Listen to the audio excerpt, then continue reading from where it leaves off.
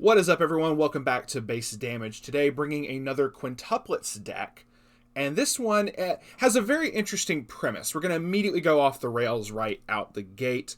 And I'm going to showcase this one particular level 0 over here that made me even want to make an Itsuki deck to begin with. Before, obviously I decided a while back, I was like, I should make a deck for each of the Quintuplets. But this one in particular kind of bumped up that schedule and made me immediately want to start messing with a build for this. So this particular card, Pure Wish Itsuki Nakano, we're going to showcase this one first, and then I'm going to go back to the beginning of the cards and work my way down. But the reason being is I wanted to highlight an effect up here that is the reason I wanted to build this deck. Honestly, I want to mess with this deck more in the future anyway, because of this first effect. And that is, you get +1 to the limit of number of cards in your hand. I need to do some research. If anyone knows, I don't know of any other cards, at least in English, that do this for Weiss. If there's another set that does this and I just don't know, that's perfectly fine, but I don't think I've seen this ever. If someone has seen this, one, please let me know. I want to research, the set, see how good of cards they are. Please let me know if there's another set that does this. My luck, it's going to be fucking Data Live or some shit. But it's whatever. But I really like this idea of increasing hand size limit. And that, honestly, because it's such a rare effect, even if there is another set that does this, it doesn't happen often. And this made me immediately want to go, alright, Itsuki is the next deck I'm working on for Quints. So yeah, to finish out the effect during your turn, if you have 5 or more cards in hand, which you hopefully do, all of your characters in front of this card gain 500 power, and it's a brainstorm of pay 1, tap itself, mill 4 for each climax with a salvage trigger icon. Search your deck for a Quints, add it to your hand. So the entire deck is a salvage. Obviously, you got to maximize on this. It's an assist. It passively affects the number of cards in your hand, which is honestly crazy. And this only matters at the end of your turn. So even if your opponent bounces her back or something during, or somehow gets rid of her off the field during their turn, it's not going to affect you. You don't have to discard from hand until the end of your turn. So even if it's on their turn, they bounce it back to your hand, they use an effect to snipe it off field or something, it won't affect your hand size at the end of their turn. Or, it'll change it, but you won't have to discard at the end of their turn. You get to wait until the end of, the beginning of end of your next turn, at which you may have another copy of her on the field at that point. But so she is a mandatory 4 of. I just wanted to showcase that when I talk about some of the other card effects in here, like the level 3 combo, and why, it helps facilitate the level 3 combo to a degree, and we're just going to go from there. So, bouncing back to the level 3s.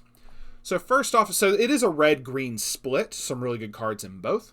And the first one is New Year Itsuki Nakano 328K. If you have 4 or more characters with Itsuki in name, this gets minus level in hand. So it's specific just to the Itsuki name. I've noticed that with Quintuplets, you have a lot of cards that do limit themselves to just the name of the girl. And then others that are just just Quints. It doesn't matter. So you can make mono waifu decks like this. So it's really cool. When this is placed on stage from your hand, put up to 1 card from the top of your clock into your waiting room. I actually had to look at this 2 or 3 times before I realized, holy shit, this heals. Okay, and this card gets the following ability until the end of the opponent's next turn. At the beginning of your opponent's attack phase, choose up to 1 of your opponent's characters, and that character does not become reversed until end of turn. Typically for this, you can just target one of their back rows. But imagine you early play this and they summon one of the anti-change reversers. You can purposely target that anti-change reverser because she is an early play. You can purposely target that anti-change reverser and say, it can't become reversed this turn. So if they were to try to crash into her, nothing happens. She stays on the field. That's actually kind of crazy. She also has one other effect, which is up to 1 time per turn when you use an act ability. This is going to come up a lot for this deck. If you have another Quintuplets character, this gets 3,000 power till end of turn. So if you activate the Brainstormer act, you get an extra 3k power. So she'll be an 11k. This is going to come up, and I'll get to that when we get to level 2. I'm just going to say now that this is going to come up with several other cards. But 4 of this, And another reason for 4 of this is also going to come up with some other cards as well. The level 3 count, there's a lot of level 3s for different reasons. So, first off, nextly we have 1 copy of Kind Gaze Itsuki Nakano is a 3/2/8/5. It is also an early play, but you only have to have 4 more other quints. So, once again, easy condition to fulfill. If all of your characters are quints, this gains a 1500 power, and the ability during your turn, it gets an extra 1000 power. So as long as you have only quints, she's a 10k anyway, and then during your turn, she's an 11, okay? When she's placed on stage from hand, look up to X cards from the top of your deck, choose up to 1 card among them, put into your hand, put the rest into your waiting room. X is equal to the number of quintuplet characters you have. So just helps you dig for like level 3, trying to get to your combo, being able to pull that off. Just really good. I felt the inclusion of 1, and honestly, it's helped quite a bit. So, next we have 1 copy of Rampaging Itsuki Nakano. Is a 3/2/8k. All your other quintuplet characters get 1500 power, a little bit extra boost. When this is placed on stage from hand, choose up to 1 character with a level equal to or lower than your level in your hand. Put it on any position of your stage, and that gets 2000 power until end of turn.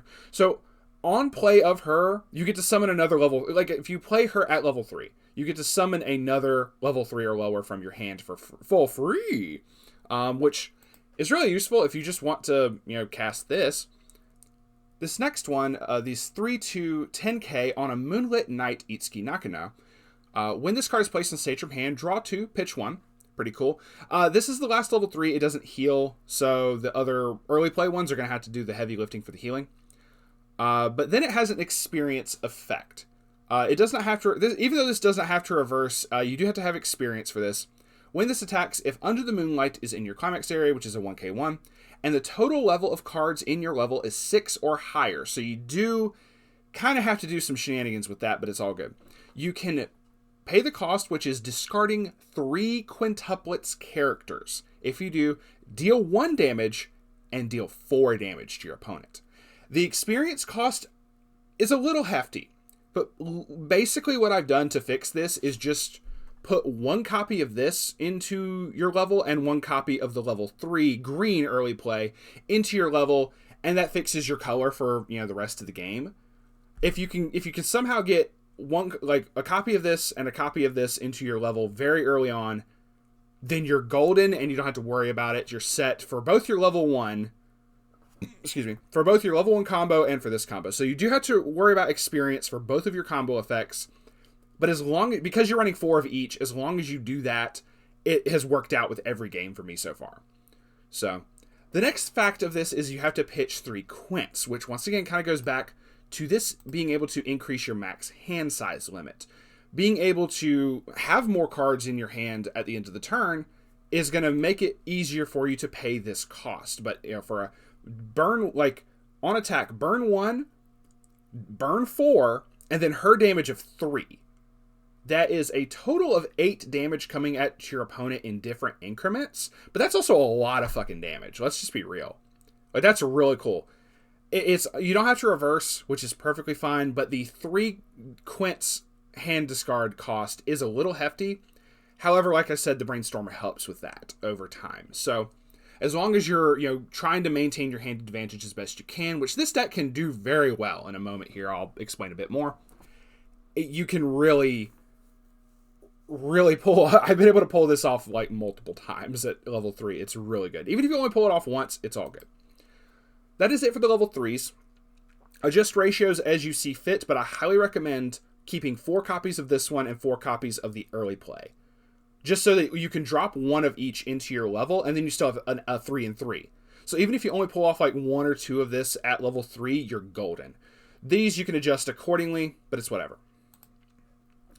Then we get to the level 2s. First off is this Reason for Trying Hard Itsuki Nakano is a 2/17k. During your turn, she gets 1000 power for each of your other quints, so she can be an 11k. On play, you can discard a specific level 0. It is this one right here, the level 0 reverser. You can discard that. If you do look up to 5 cards from the top of your deck, choose a quints from amongst them, add it to your hand, send the rest to waiting room, and this gets an extra 1000 power till end of turn.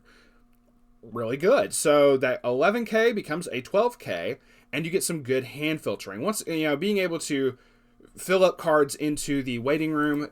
If you trigger Salvage, lets you add those back to hand. So really good with that. So 2 copies of this is all I've really needed in the test playing, and so I cut it down from like 3 to 2, and capitalized obviously on having this early play, and this you honestly are really good. And next is going to be a copy of this Belligerent Itsuki Nakano. It's a 2/1 2500 backup. When you use this card's backup, you can pay 2 and send a character from your stage to your waiting room to anti-change, basically choose opponent's character with a level higher than their level and put it into their waiting room. So this is your anti-change backup, but this is not the only backup in the deck. If you look at this, we have 1, 2, 3, 4, 5, 6, 7, 8 backups. This can become a backup in hand if you have a full field, but we'll get to that in a second. There's a lot of backups in this. Now, Cade, why would you include so many backups? Well, if you look here at this next one, backup is an act. Remember here where I said you have act abilities? They give bonus power? There's another one coming up that has something similar. So then we have, going into the level 1s, is chauffeured to school. I had to realize what that was talking about, being chauffeured. Chauffeured to school, Itsuki Nakano is a 1/1 2000 backup. When you use the backup, you reveal the top card of your deck. If it's a quince, add it to your hand and discard a card. So some good hand filtering. You get to try to dig one card deeper to a potential cancel, as well as craft your hand how you need it to be. Once again, this is an act. So any of your effects that proc when an act ability is used will activate. So just for example, this one, if you use an act, one, it's going to bump it up to a 10k. Like if you use this backup on this early play, it becomes a 10k. Then its own ability bumps it up by another 3k, effectively turning this for an early play into a 5,000 backup, which is just really crazy. It's even more for that, more than that, because of the level 1 as well. Get some good value off that as well, but we'll get to that in a second. Next is taking a photo sticker together. Itsuki is a 1/1/5/5. It gets +1 level and 1500 power for each marker underneath it. It also gets 500 power for each other quince in your backstage. So as long as you have a full field, as long as you have your backstage full, she's a 1/1/6/5. And when the battle opponent becomes reversed, that's how she gets the markers. You get to you may look at the top of your deck. If you do, it goes underneath as a marker. So as long the option to look at it is there, but if you look at it, it definitely becomes a marker, which is perfectly fine. You get like 1 or 2 under here, and that becomes a 1/1/9/5. That's like really good, and it's not even a 1/1. That would effectively be a level 3, but that's whatever. So watch out. Your opponent could anti-change this, but it doesn't really matter, because if they get rid of it, then the markers just go to your waiting room. And if you had accidentally, which I did several times, accidentally reveal a climax and it goes under it. It does happen, but there's only 2 copies in the deck for a reason. Next, we have 4 copies of Unable to Be Honest Itsuki. This is a uncommon. It's a 1/05k. If all your characters have Itsuki, which the entire deck is, this gets 500 power for each of your other characters with Itsuki in its card name. So a full field means it's a 1/07k, which is just because it's limited to just Itsuki characters is why this gets as strong as it does. But just a passive, like, costless 7,000 beat stick is just insane. And this is really fun to hit people with. They're like, oh shit, that's big. So then we get to the level 1 combo, Budding Trust Itsuki Nakano. So right off the bat, we have this ability activates up to 1 time per turn. When you use an act, this gets 1500 power till end of turn. Typically, I don't like climax combos that end up becoming very weak defensively, but because you run so many backups in this deck, even the other backup is like a 2k backup, the level 0 that becomes a backup, making it so you're able to proc these act abilities, just constantly. Even if you use this act, using a backup on another, like say on the level 3 or something, it still activates this first ability. Meaning she's a constant 6k in terms of that. As long as you have a backup in hand, she's always going to be a 6k defensively. Not counting if you use the backup on her. But getting into her climax combo is an experience effect. When this card attacks, if visiting her mother's grave is in your climax area, and your experience is 2 or higher, you can discard 1 card, look at up to 3 cards from the top of your deck, choose up to 3 code word, which is a event, but I don't run the event, or 3 quintuplets characters from amongst them, reveal them to your opponent, add them to your hand. You just go and reveal 3, and if it's 3 quintuplets, you just added 3 cards to your hand for discarding 1. Like, that is some insane advantage. You only ever need to drop 1 or 2 copies of this, and all of a sudden your hand is just completely replenished. And the fact that you have a bigger hand size limit if you're able to play 1 or multiples of the brainstormer means you have a big hand. You constantly have options. You know, whether they kill your characters or not, whether you decide to use the backups or not, your utility cards and all that, you get a lot of advantage off of this. And this is a double rare, and right now I don't think it has much of a price tag, but if it did, it's understandable. This is really strong. So I was not sold on this at first, but then as the deck came together, I was like, oh no, this is a really good card overall when you take into account how the deck is built.